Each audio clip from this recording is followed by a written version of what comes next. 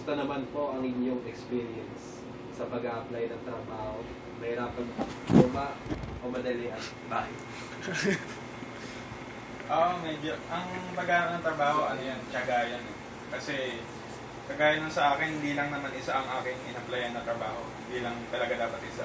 Madami kang a-applyan, madami kang susubukan. At minsan, kahit nakapasa ka na dun sa isang trabaho, i-check mo pa kung gusto mo pa talaga yung trabaho yun. Kaya ang pag-aaral ng trabaho, hindi yan basta-basta na kung ano yung unang trabaho na mapunta sa'yo, yun kagad ang iyong kukunin.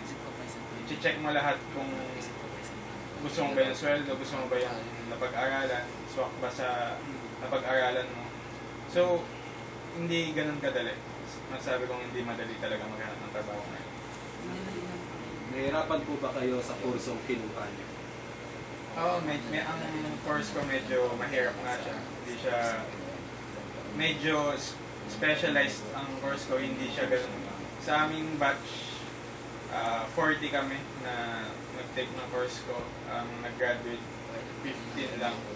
Kaya masabi kong hindi siya ganun kadali.